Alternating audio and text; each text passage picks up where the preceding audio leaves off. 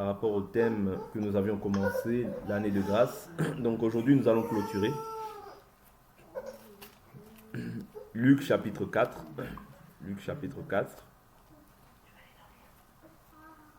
Luc chapitre 4. 4, le verset 14. Jésus retourna en Galilée avec la puissance de l'Esprit et sa renommée se répandit dans toute la région. Il enseignait dans les synagogues et il était glorifié par tous. Il se rendit à Nazareth où il avait été élevé et entra selon sa coutume dans la synagogue le jour du sabbat. Il se leva pour faire la lecture. On lui remit le livre du prophète Ésaïe. Il ouvrit le livre et trouva le passage où il était écrit « L'Esprit du Seigneur est sur moi, parce qu'il m'a oint pour guérir ceux qui ont le cœur brisé, pour annoncer la bonne nouvelle aux pauvres. Il m'a envoyé pour proclamer aux captifs la délivrance, aux aveugles le recouvrement de la vue, pour renvoyer libres les opprimés, pour proclamer une année de grâce du Seigneur. » Puis il roula le livre, le rendit au serviteur, s'assit. Les yeux de tous dans la synagogue étaient fixés sur lui. Alors il se mit à leur dire « Aujourd'hui, cette parole de l'Écriture que vous venez d'entendre est accomplie. » Et tous lui rendaient un témoignage, admiraient les paroles de grâce qui sortaient de sa bouche et disaient « N'est-ce pas le fils de Joseph ?» Jésus leur dit « Certainement, vous me citerez ce proverbe, médecin, guéris-toi toi-même. Tout ce qui s'est produit à Capernaum et que nous avons appris, fais-le ici dans ta patrie. » Ok. Donc ici, nous voyons par la suite que, après il dit au verset 24, je prends le verset 24 et je m'arrête là, il leur dit encore, en vérité, je vous le dis, aucun prophète n'est bien reçu dans sa patrie. Vous voyez, aucun prophète n'est bien reçu dans sa patrie. Donc, nous avions commencé il y a quelques jours l'enseignement de l'année de grâce. Nous avions vu que dans l'année de grâce, il y avait la liberté. Nous avons vu que tous ceux qui étaient captifs devaient maintenant être libres. Vous voyez, parce que quand tu accèdes, quand tu entres dans l'année de grâce, tu as trouvé grâce. La grâce, je vous dis toujours, ce n'est pas l'effort de l'homme. Non. Ce n'est pas parce que toi, tu as couru, tu as fait ceci, tu as fait des... Non, non, non. L'année de grâce, la grâce, c'est une faveur que tu as reçue de la part du Seigneur. Vous voyez, la grâce que nous avons reçue de pouvoir être aujourd'hui en Christ, c'est une faveur. L'Écriture dit, nul ne peut venir au Père si le Père ne l'attire, afin que je le ressuscite au dernier jour. Vous voyez, la grâce, bien que à la manière des hommes, on peut penser que c'est l'effort de l'homme, mais la parole nous dit que c'est par grâce que nous sommes sauvés, par le moyen de la foi. Cela ne vient pas de nous, c'est le don de Dieu. Éphésiens chapitre 2, versets 6 à 8. Vous voyez, c'est par grâce que nous sommes sauvés. Vous voyez, donc, ce n'est pas les efforts de l'homme. Vous voyez, parce que même si des fois les gens disent j'ai cherché Dieu, vous voyez, mais la Bible nous dit que c'est lui qui produit en nous le vouloir et le faire selon son bon plaisir. Vous voyez, donc selon la volonté de Dieu, vu que Dieu te connaissait déjà depuis l'éternité, dans le temps aussi il va t'appeler d'une manière ou d'une autre. Voilà pourquoi quand il est venu, quand on voit l'appel des apôtres, il dit à Matthieu, suis-moi. Et Matthieu le suit. Ouais. Il dit à Pierre, jetez vos filets, suivez-moi. Et je ferai de vous des pêcheurs d'hommes. Et ils le suivent. C'est ça la grâce. Vous comprenez? Ils ont trouvé grâce. C'est-à-dire, Jésus vient et leur dit, suivez-moi, suis-moi. Il dit à Pierre, à André, suis-moi. Ouais. Et ils le suivent. Ouais. Donc ils trouvent grâce, faveur auprès du Seigneur. Parce que le Seigneur lui-même dira, ce n'est pas vous qui m'avez choisi, mais c'est moi qui vous ai choisi. Vous comprenez? C'est-à-dire quand Dieu te choisit, tu es un bienheureux, tu dois rendre gloire à Dieu de ce que Dieu te connaissait, de ce que Dieu t'a choisi afin que tu aies part à sa grâce. Vous voyez? Parce que la Bible nous dit, rendez grâce au Père qui vous a rendu capable d'avoir part à l'héritage des saints dans la lumière. Vous voyez? Nous, la seule chose que nous devons faire maintenant, c'est lui rendre grâce, lui dire merci, lui offrir des actions de grâce parce que j'ai reçu le salut. Je ne suis plus captif. Je ne suis plus esclave, je suis libre. Voilà pourquoi nous avions vu que quand tu es libre, tu dois aussi te comporter comme un homme libre, bien comme une femme libre. Vous voyez? Parce que on voit la différence entre quelqu'un qui est prisonnier et quelqu'un qui est libre. Vous voyez? La Bible nous dit dans Malachie. On verra désormais la différence entre ceux qui me servent et ceux qui ne me servent pas. Vous voyez? En réalité, par là, on peut comprendre aussi qu'on voit la différence entre celui qui est libre et celui qui est esclave. Souvenez-vous, l'Écriture dit que l'esclave ne demeure pas dans la maison, mais le fils y demeure. Vous voyez? Vous voyez? La Bible dit que l'esclave ne demeure pas dans la maison, mais c'est le fils qui demeure dans la maison. Vous voyez? Vous connaîtrez la vérité vous rendra libre. C'est-à-dire le rôle de la grâce, c'est de te rendre libre. Le rôle de la grâce, c'est de rendre libre les gens. Tous ceux qui avaient le cœur brisé, de pouvoir atténuer les blessures de l'âme. Ouais. Tous ceux qui avaient le cœur brisé, la grâce aussi vient pour consoler. Ouais. Tous ceux qui étaient opprimés, qui étaient sous la puissance des bourreaux, bien des gourous, vous voyez, la grâce vient te délivrer de cela. C'est ça le rôle de la grâce. De pouvoir rendre l'homme libre, mais de ne pas faire de cette liberté un prétexte pour vivre dans le libertinage. Parce que si tu vis dans le libertinage, c'est que tu n'as pas compris la grâce. Voilà pourquoi beaucoup de gens aujourd'hui, par manque d'enseignement, beaucoup de gens en fait se disent, bon, je suis dans la grâce, mais je peux quand même pécher. Si je manifeste un péché, c'est pas grave, j'irai voir le Seigneur, je demanderai pardon. Non. Nous avions lu hier, l'Écriture dit que si quelqu'un pêche volontairement, il n'y a plus de pardon pour le péché. Mais une colère ardente de l'Éternel, une attente, une colère ardente de l'Éternel. Vous voyez? Donc, lorsque je trouve grâce, la Bible nous dit dans le livre de Tite, chapitre 2, verset 11, que la grâce de Dieu, source de salut pour tous les hommes, nous a été donnée. Elle nous enseigne à quoi? À renoncer à l'impiété et au désir de ce monde. Vous voyez? Donc la grâce de Dieu, c'est tout un enseignant en fait. C'est un enseignant que tu reçois en toi, c'est-à-dire l'onction, l'esprit que tu reçois en toi. Il doit t'enseigner maintenant à quoi? À renoncer à l'impiété. L'impiété, c'est quoi? C'est la mauvaise manière de vivre que nous avions autrefois. Une conduite impie, une conduite pécheresse, une conduite de pécheur, c'est ça l'impiété. Les actes que nous manifestions autrefois, aujourd'hui, la grâce qui est tout un enseignant doit en fait te séparer. Parce que je vous ai toujours dit, de tout temps, et de tout temps, Dieu au commencement, il a séparé la lumière d'avec les ténèbres. Il a appelé les ténèbres nuit et la lumière jour. Ouais. Dieu en tout temps. Au commencement, déjà, Dieu avait séparé les ténèbres et la lumière. Voilà pourquoi aujourd'hui aussi, ces choses-là doivent se faire. Vous voyez? C'est-à-dire, ce qui a été, c'est ce qui est, c'est ce qui sera. Il n'y a rien de nouveau sous le soleil. Vous voyez? Quand tu trouves grâce, c'est-à-dire la grâce doit faire en sorte que les ténèbres et la lumière soient maintenant séparées. Je prends l'écriture, hein, Genèse, rapidement, pour qu'on voie cela. Genèse chapitre 1. Vous voyez? Genèse chapitre 1, verset 1. Au commencement, Dieu créa le ciel et la terre. La terre était informe et vide. Il y avait des ténèbres à la surface de l'abîme, mais l'Esprit de Dieu planait au-dessus des eaux. Dieu dit que la lumière soit, et la lumière fut. Dieu vit que la lumière était bonne. Dieu vit que la lumière était bonne. Et Dieu sépara. Vous voyez? Donc Dieu, quand il vient, c'est pour la séparation. Voilà pourquoi Jésus dit, je ne suis pas venu apporter la paix, mais l'épée. Dieu sépare toujours les ténèbres d'avec la lumière. Mais bizarrement aujourd'hui, les chrétiens n'acceptent pas la séparation de Dieu. Non.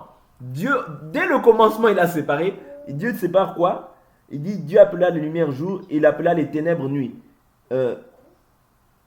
Voilà, au verset 4, Dieu vit que la lumière était bonne. Et Dieu sépara la lumière d'avec les ténèbres.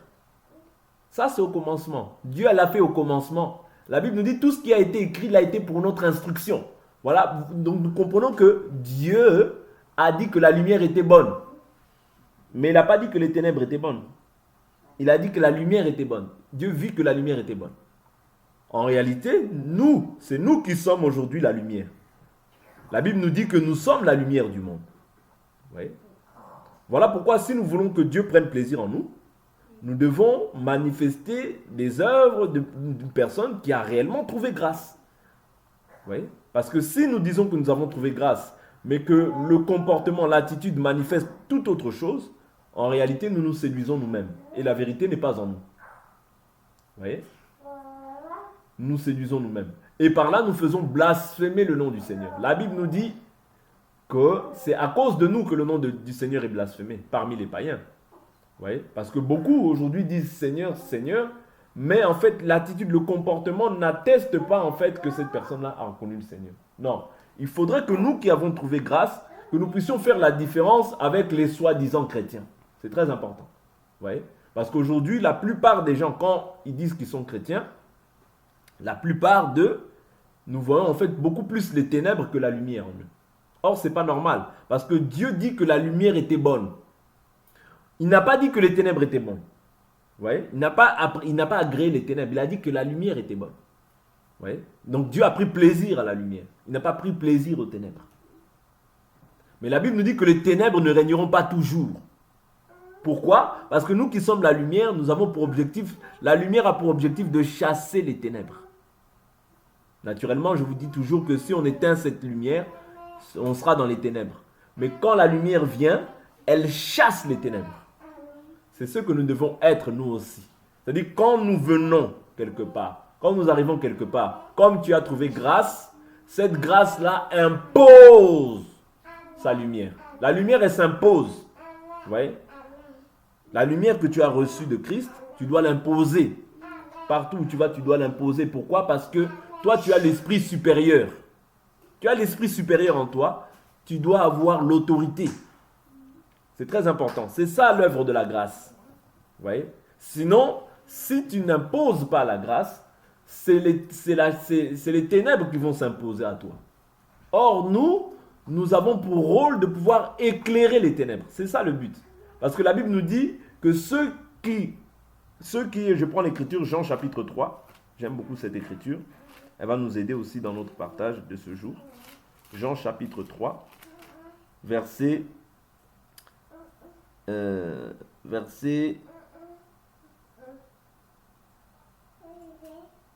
19. Et voici le jugement. La lumière est venue dans le monde et les hommes ont aimé les ténèbres plus que la lumière. Parce que leurs œuvres étaient mauvaises. Vous comprenez? Quand on parle des ténèbres, en réalité, on parle des œuvres qui sont mauvaises. Vous voyez? Donc, car quiconque fait le mal a de la haine pour la lumière. Voilà pourquoi même naturellement, quelqu'un qui ne marche pas bien avec Dieu, naturellement, il va avoir de la haine pour celui qui marche dans les ténèbres, qui marche dans la lumière. Ça, c'est naturel. Hein? Quand on voit Caïn, la Bible nous dit, il tua son frère parce que les œuvres de son frère étaient justes. Vous voyez? Donc, celui qui marche dans la lumière, qu'il le veuille ou pas, il a des ennemis. Dès lors où tu as accepté la parole, les ennemis sont déjà là. Pourquoi? Parce que ceux qui marchent dans les ténèbres vont avoir en horreur la manière dont toi tu te conduis. Quand tu vas les reprendre en disant non, ce que tu fais n'est pas correct, ce que tu fais n'est pas bon, tu ne dois pas agir comme ça. Qui es-tu toi? Tu crois que tu es qui? Pourquoi tu me juges? Tu crois que tu es devenu juge? C'est comme ça que les gens ont agi au travers de Moïse. Quand Moïse reprenait les frères, arrêtez de vous battre, vous êtes frères. Il a dit, mais qui es-tu toi? Veux-tu nous tuer comme tu as tué l'Égyptien hier? Vous voyez? Donc c'est ça. Et Moïse s'enfuit par la suite. Or, Dieu l'avait établi juge. Vous voyez? Donc ici, ce que nous devons comprendre, la Bible dit, car quiconque fait le mal a de la haine pour la lumière. Ne t'en fais pas, même si tu ne vois pas, tu as beaucoup d'ennemis. Même si tu ne le vois pas, tu as beaucoup d'ennemis parce que tu es lumière. Tu es la lumière du monde. Tu as des ennemis. Ça, c'est obligatoire. Vous voyez? Que tu le veuilles ou non. Tu as des ennemis parce que la lumière vient chasser les ténèbres. La lumière vient découvrir, mettre à nu les ténèbres. Est-ce que vous comprenez? Le rôle de la lumière, c'est d'éclairer. C'est quand tu es illuminé, quand tu es éclairé par la grâce, tu dois maintenant commencer à constater, ça c'est pas bon, ça c'est pas bon. Vous voyez? Voilà pourquoi maintenant, quand tu parles comme ça, c'est ça qui va déranger les gens. C'est ça qui va déranger en réalité. La vérité qui va sortir de ta bouche va déranger en fait les ténèbres. Parce que les ténèbres, elles règnent où? Elles règnent dans la chair. C'est la chair qui est ténèbres. Vous voyez? Quand les personnes vont manifester des œuvres de la chair, des œuvres de captifs, des œuvres d'esclaves, quand toi tu vas dénoncer ces œuvres-là, tu vas dire que ces œuvres-là sont mauvaises, les personnes seront dérangées dans leur conscience. Mais toi, tu ne dois pas t'arrêter pour dire que, oh non, je veux faire plaisir aux hommes. Non, le rôle, la Bible nous dit, s'ils m'ont haï moi, ils vous haïront aussi. Quand tu trouves grâce, c'est pas seulement la bénédiction, c'est pas seulement toutes ces choses-là, non, non, non. La grâce va créer aussi une opposition.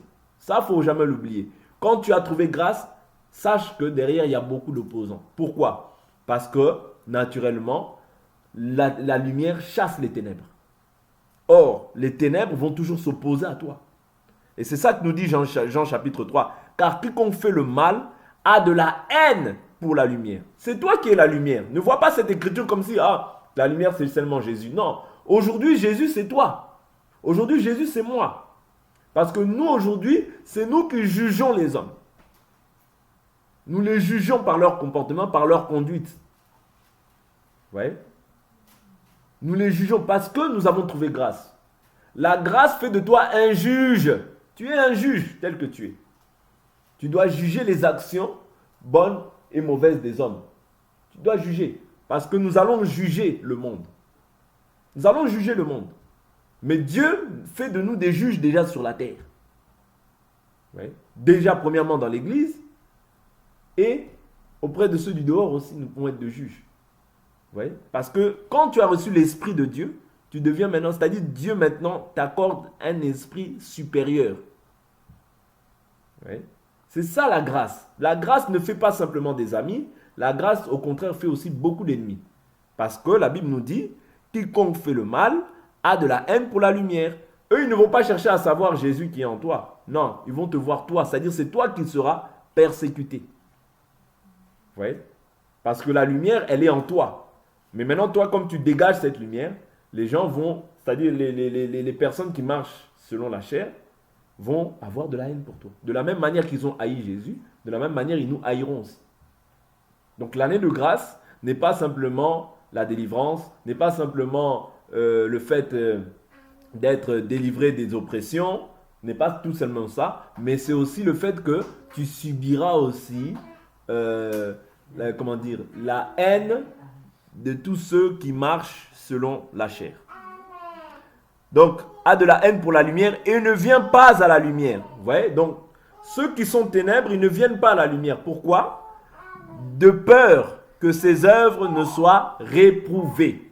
Vous voyez? Donc, quand quelqu'un est destiné à venir à Dieu, il viendra. Mais quand ceux qui ne sont pas destinés à venir à Dieu, qu'est-ce qu'ils feront? Ils vont s'opposer à l'individu. C'est ça. Vous voyez? Et la Bible nous dit au verset 21, mais celui qui pratique la vérité vient à la lumière, afin qu'il soit manifeste que ses œuvres sont faites en Dieu. Vous voyez? C'est ça la différence. Celui qui pratique la vérité vient à la lumière. Vous voyez? Nous sommes la lumière. Vous voyez?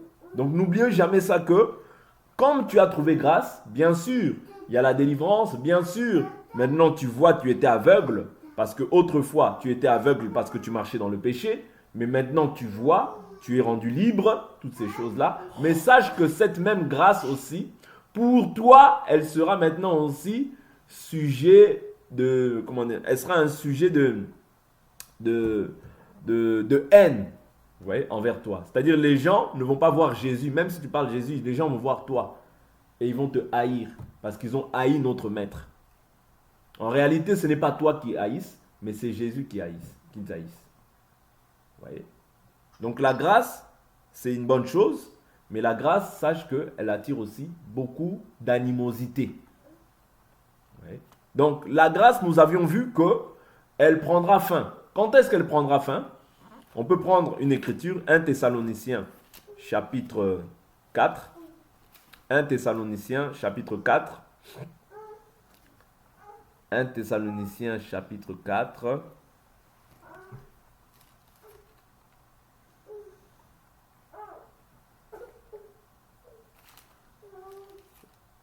Pardonnez-moi, 2 Thessaloniciens chapitre 2. Pardonnez-moi, 2 Thessaloniciens chapitre 2.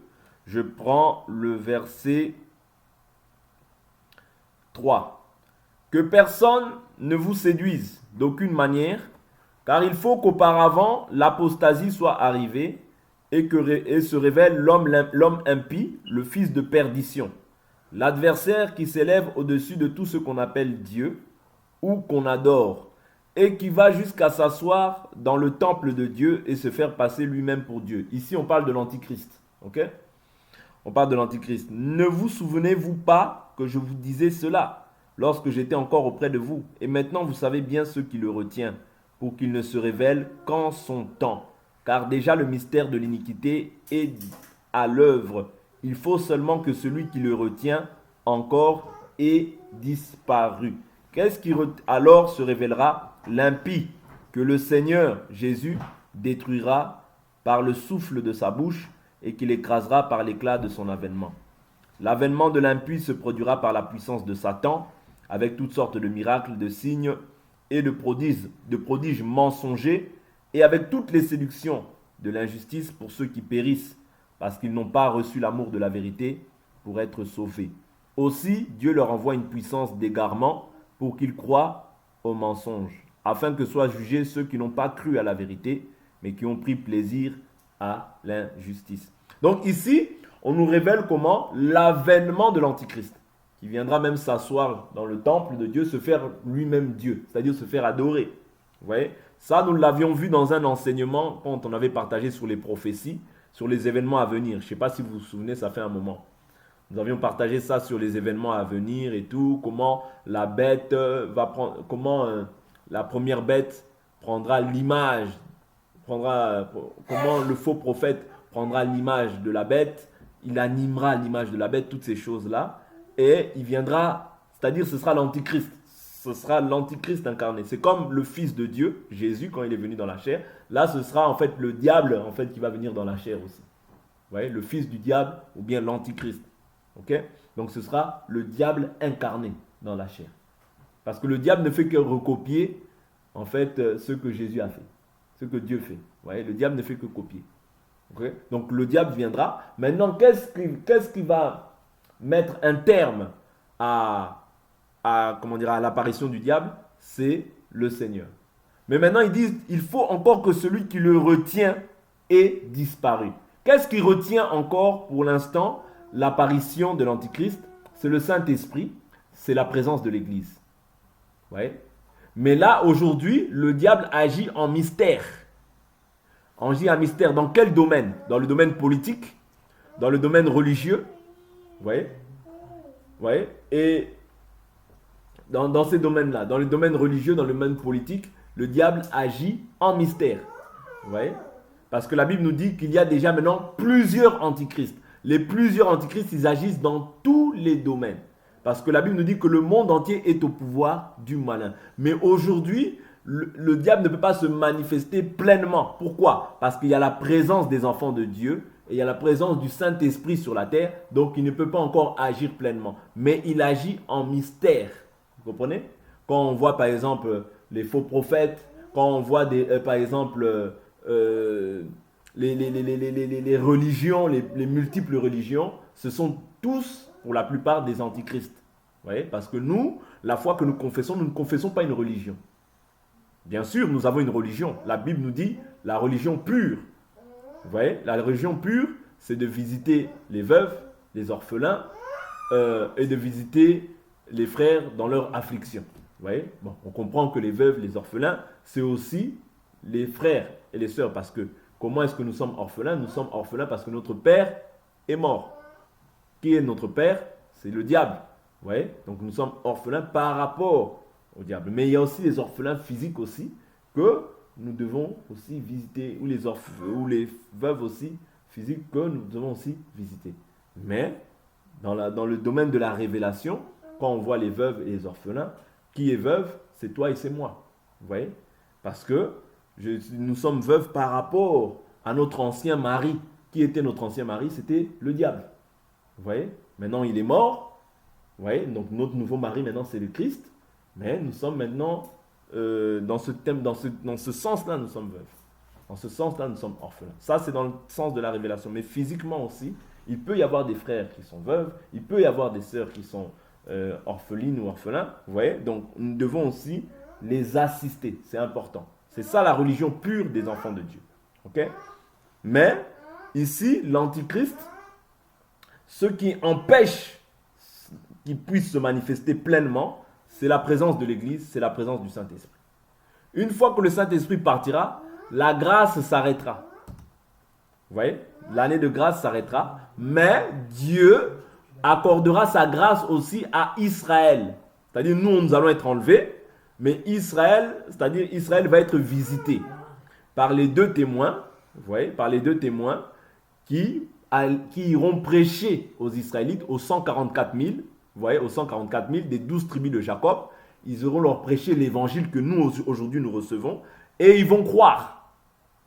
Ils vont croire. Quand ils vont croire, eux aussi, en fait, vont bénéficier de cette grâce. Voilà pourquoi je dis que la grâce agit maintenant, mais demain, elle agira maintenant, c'est-à-dire la grâce, aujourd'hui, elle est chez les nations, mais demain, elle ira vers Israël. Parce que la Bible nous dit qu'eux, ils sont aimés à cause de leur père. Vous voyez? Ils sont aimés à cause de leur père, c'est-à-dire Abraham, Isaac et Jacob. Vous voyez? Donc, c'est à cause de leur père qu'ils sont aimés. Mais nous, si nous avons trouvé grâce, c'est en quelque sorte, je vais prendre l'écriture, j'aime pas trop écorcher. Je peux faire prendre l'écriture. Romains, chapitre 11. Romains, chapitre 11, je prends l'écriture, au verset 28. La Bible dit, en ce qui concerne l'évangile, ils sont ennemis à cause de vous. Aujourd'hui, ils sont ennemis. Aujourd'hui, Israël est ennemi à cause de nous. Vous voyez? En ce qui concerne l'évangile. Mais en ce qui concerne l'élection, parce que voilà, en ce qui concerne l'élection, ils sont aimés à cause de leur père. Vous voyez? Romains 11, 28. Donc, à cause de l'élection, ils sont aimés à cause de leur père. Mais ils sont ennemis à cause de nous. C'est-à-dire, Dieu a fait, aujourd'hui, Israël est dans les ténèbres. Même si quelqu'un dit, oh non, moi je suis juif. Oh, moi je vais au temple de Jérusalem ou je ne sais quoi. Ou je vais dans les synagogues. Aujourd'hui, Israël physique n'a pas Dieu. Donc, quand quelqu'un ramène une kippa, une talite, toutes ces choses-là, ce sont des choses, c'est-à-dire, la Bible nous dit, tous ceux qui s'attachent aux œuvres de la loi sont sous la malédiction. Vous voyez? Donc, aujourd'hui, un chrétien ne peut pas observer les pratiques du judaïsme. Je peux l'observer pour ma connaissance personnelle ou bien pour enseigner aux gens. C'est pas mauvais. Mais, c'est-à-dire observer ces choses-là pour les mettre en pratique, c'est-à-dire croire que tel vêtement te rend saint, comme avant les sacrificateurs ils s'habillaient avec des talites, avec des chapeaux, tout ça. Aujourd'hui, un chrétien ne peut pas observer ces choses. Vous voyez? Aujourd'hui, un chrétien ne peut pas observer ces choses. Parce que Christ habite en nous par son esprit. Vous voyez? Donc aujourd'hui, je ne peux pas observer tout ce que les sacrificateurs mettaient. Non. Vous voyez? Donc quelqu'un qui fait ça, il est dans le judaïsme. Il est dans le judaïsme. Vous voyez? Il est dans le judaïsme, il n'est pas dans le christianisme. Le judaïsme, c'est différent du christianisme. Le christianisme, ou bien être chrétien, c'est par Christ qu'on obtient le salut. Ce n'est pas dans le judaïsme. Vous voyez? Et dans le judaïsme, il y a beaucoup de sectes. Vous voyez? Il y a beaucoup de sectes dans le judaïsme. Voilà pourquoi il faut faire attention à tous ces courants religieux dans lesquels il n'y a pas Dieu. Parce que ça, souvent il y a beaucoup de gens qui mélangent le christianisme et le judaïsme. Le judaïsme, ce n'est pas la grâce. Les gens qui vont prier au mur des lamentations, ce n'est pas la grâce. Déjà, un chrétien ne peut pas faire ça. Parce que déjà, tu pries avec un chapeau. Un chrétien, quand il prie, il ne peut pas se couvrir la tête. Et prier comme ça sur un mur de lamentation en disant je suis connecté, je vais me connecter à Dieu par le mur. Tu ne peux pas. Ça, c'est l'idolâtrie. Vous voyez?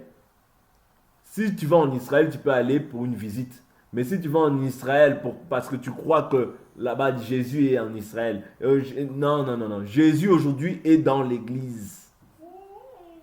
Jésus aujourd'hui s'est tourné vers les nations. Donc les gens qui ça donne à d'ailleurs, la Bible nous dit dans le livre de Jean, chapitre 4, ce sera ni dans les montagnes, ni à Jérusalem que vous adorerez le Père. Vous voyez? L'heure vient où les vrais adorateurs adoreront le Père en esprit et en vérité. C'est ça, notre foi. Vous voyez? Donc, on ne peut pas aujourd'hui ramener des traditions juives pour pouvoir maintenant ramener ça dans l'année de grâce. Non. Toi, tu es sauvé par la foi parce que tu as cru. Israël, la Bible dit que la loi disait que celui qui mettra ses lois en pratique vivra par elles. Mais toi, aujourd'hui, tu vis par la foi. C'est totalement différent. Israël vivait par la loi. Toi, tu vis par la foi.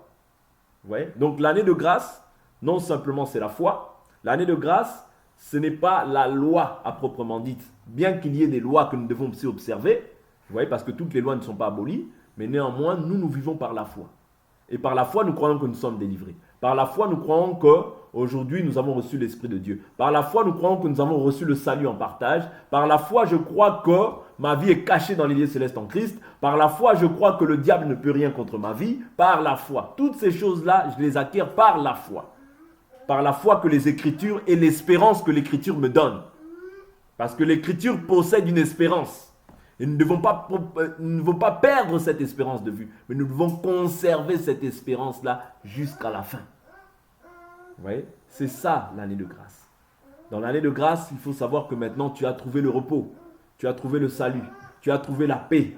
Mais dans ce royaume, comme tu n'es pas de tu n'es pas de ce royaume, tu seras persécuté. Parce que toi, ton royaume, c'est le ciel. Mais le royaume de la terre, la Bible nous dit, il en sera de même que celui qui avait été engendré selon la chair, c'est-à-dire Ismaël, il persécutait celui qui avait été engendré selon l'esprit, c'est-à-dire Isaac, le fils de la promesse. Toi, comme Isaac et moi, nous sommes fils de la promesse. Nous sommes élus de Dieu. Voilà pourquoi nous devons nous réjouir.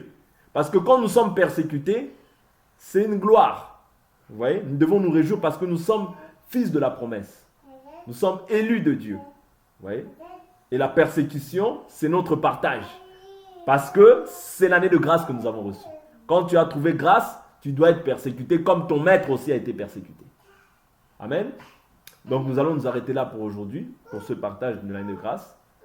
Donc nous allons essayer d'ouvrir un autre thème. Dieu va nous faire grâce. Donc retenez simplement que tu as trouvé grâce. Mais cette grâce-là, bien sûr, tu auras la bénédiction. Bien sûr, tu auras tout ce que Dieu a prévu pour ta vie. Mais tu auras aussi des persécutions sur cette terre. Parce que Jésus, lorsque Pierre est venu lui dire, il est venu le voir, il lui a dit, mais quand sera-t-il de nous? Nous avons tout abandonné. Il a dit, il n'y a personne qui ait quitté père, mère, femme, enfant, maison, qui reçoivent dans le siècle présent au centuple. Mais avec quoi? Avec les persécutions. Vous voyez? Donc l'année de grâce n'exclut pas la persécution. Au contraire, la persécution, ça va te fortifier. Ça va te fortifier et ça va te donner ta vraie valeur. Donc que Dieu nous bénisse, on va s'arrêter là pour aujourd'hui.